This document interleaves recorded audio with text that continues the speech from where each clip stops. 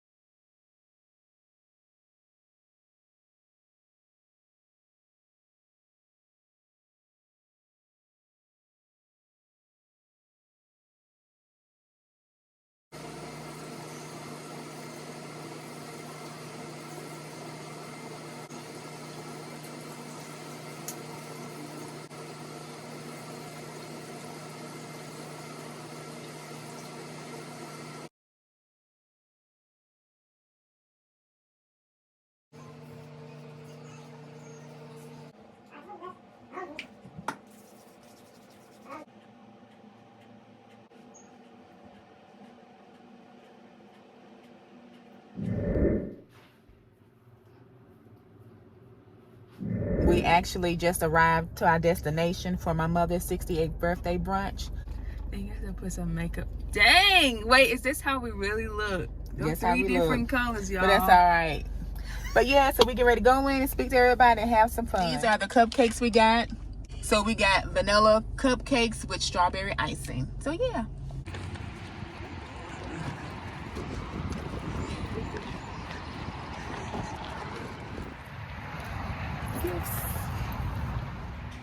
She gonna be so surprised. You're gonna be here in the balloon.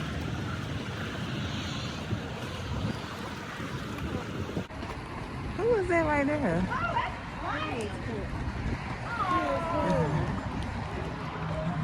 Looking like, I don't know this place. Oh, I told. babe, I didn't know you was coming. Hey, What I tell you? I know. I tell you. hey, love. Hey, Oh, Lord, have mercy, Jesus. Okay, my chat partners. So what I'm getting ready to do now is I am going to make some egg muffins for breakfast. And as you can see, I have everything laid out. I already have the oven preheating at 375. So this is the muffin pan. I have the eggs. I am going to add some peppers. I am going to cut up a little bit of this Valdelia onion, add some tomatoes. Some of these I will have tofu in them because my fiance is a vegetarian. Also, I have some plant-based cheese, and I have some leftover taco meat. That's what I'm going to add to my egg muffins.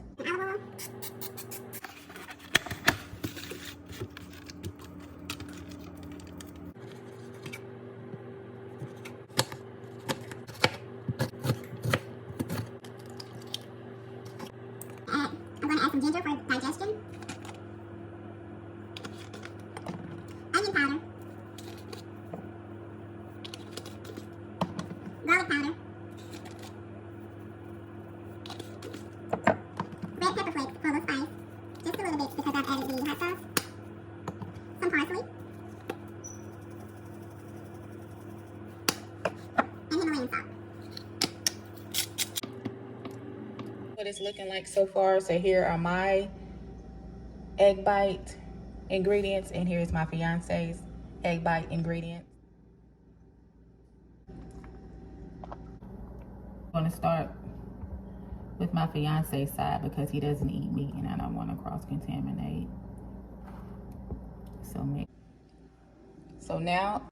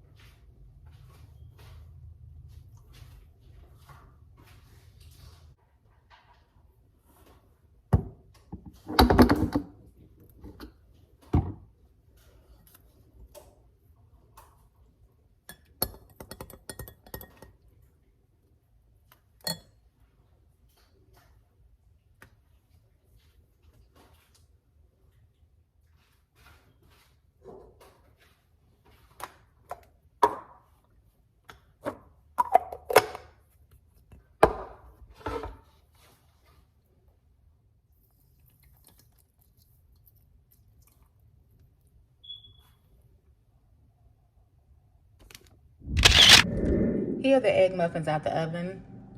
I cooked them on 375 and I ended up cooking them for over 30 minutes because when I checked them after 20 minutes, it was still raw at the top, or some of the egg was still runny, and I don't care for runny eggs. I like my poultry cooked well done. So yeah, so this is what they are looking like, and I can't wait to try them. Okay, so I have some corn on the cob. I'm ready to put that on, and as you can see, this is fresh vegetables. Guys, I always say try to incorporate fresh vegetables each day. Also for my corn, I'm going to add some onion powder to the water, some garlic powder, and some Himalayan salt just to season the water some for the corn. Also, guys, I have some fresh broccoli here, and I have some fresh spinach that I'm going to use with my dish that I'm cooking today as well. So yeah, guys, fresh vegetables is key. And if you can't find any decent fresh produce, use frozen. Always make sure you eat vegetables each and every day. Each and every day. Okay, I just added some seasoning to my broccoli that I'm steaming. Try to wipe this off. So yeah, I added some onion powder, garlic powder, and a little Himalayan salt. So I've let it cook for 10 minutes. I'm going to let it cook for maybe another 5 minutes.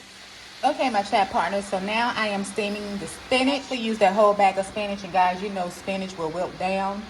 I did wash it off. Make sure you wash your spinach and vegetables off. Even though it's bagged and it said pre-wash, make sure you wash it. So what I'm going to do is add a little seasoning to it and let it cook for a couple of minutes and then get on with the rest of it. Okay, my chat partners, last but not least, I'm going to make this ravioli. I have the tomato, basil, and mozzarella, and I also have the burrata, lemon zest, and herb ravioli, and I'm going to put both of these in the pan together. And I know it's going to be good because it's going to have that twang to it. So yeah, so this is the base of the meal that I'm cooking today, and it says it will only cook, maybe take like 5 minutes or so. So yeah. Okay, here's the ravioli. So what I'm going to do now is add a little water and a little seasoning and let it simmer for 5 minutes.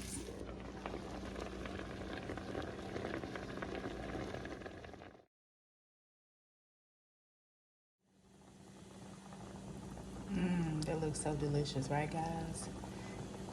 Ravioli with fresh spinach and fresh broccoli. Looks so good. I can't wait to eat it.